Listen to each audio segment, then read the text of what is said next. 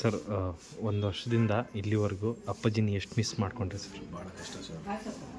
ಏನಾಗ್ಬಿಡ್ತದೆ, ಒಂದೊಂದು ಇದಿದೆಯಲ್ಲ, ಅವ್ರವ್ರ ಮನೆ ಸೂತ್ಕ ಅವ್ರವ್ರಿಗೆ ನೋವು ಅವ್ರಿಗೆ ಅನ್ನಂಗೆ.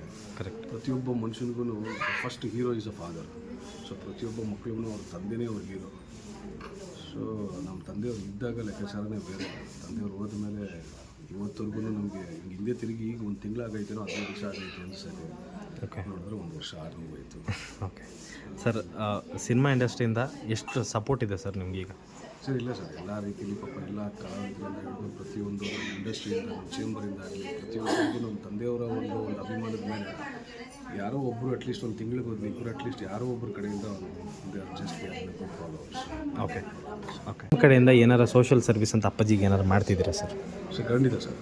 ಓಕೆ. ನಾವು ಅಪ್ಪಾಜಿ ಇರೋವ್ರದ್ದು ಇದಾಗಲಿಂದ ಕೂಡ ಈಗಲಿಂದನೂ ಕೂಡ ಮಾಡ್ತಾಯಿದ್ದೀವಿ ಸರ್. ಸಣ್ಣದಾಗೆ ನಮ್ಮ ಒಂದು ಅಳಿಲ್ ಸೇವೆ ನಾವು ಏನೇನು ಮಾಡಬೇಕು ನಾವು ಸಣ್ಣದಾಗಿ ಮಾಡ್ಕೊಂಬರ್ತಾಯಿದ್ದೀವಿ ಸರ್. ಅಪ್ಪಾಜಿ ಇಲ್ಲಿವರೆಗೂ ಹೇಳ್ಕೊಟ್ಟಿರೋದು ನೀವು ಈಗಲೂ ಅಳವಡಿಸ್ಕೋತೀನಿ ಅಂತಂದರೆ ಯಾವುದು ಸರ್ ಅದು?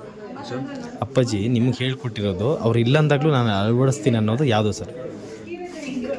ಪ್ರತಿಯೊಬ್ಬ ಕಲಾವಿದರಿಗೂ, ಪ್ರತಿಯೊಬ್ಬ ವ್ಯಕ್ತಿಗೂ ವಿತೌಟ್ ಹೈರಾರ್ಕಿ ಪ್ರತಿಯೊಬ್ಬರಿಗೂ ನಾವು ಒಂದು ಮರ್ಯಾದೆ ಕೊಡಬೇಕು. ತಗ್ಗಿ ಬಗ್ಗಿ ನಡಿಬೇಕು. ಓಕೆ ಓಕೆ ಸರ್, ಇವತ್ತು ಫಸ್ಟ್ ಪುಣ್ಯಸ್ಮರಣೆ ಅಂತಲ್ಲಿದ್ದೀರಾ, ಪೂಜೆ ಎಲ್ಲ ಮಾಡಿದ್ರಿ. ನಿಮ್ಗೆ ಈ ಕಾರ್ಯ ಮಾಡೋ ಟೈಮಲ್ಲಿ ಹೇಗೆ ಅನಿಸ್ತಿತ್ತು ಸರ್? ಅದು ತುಂಬ ನೋವಾಗ್ತಿದೆ. ಏನಾಗ್ತದೆ, ಈಗ ಆಗೋಗಿದೆ.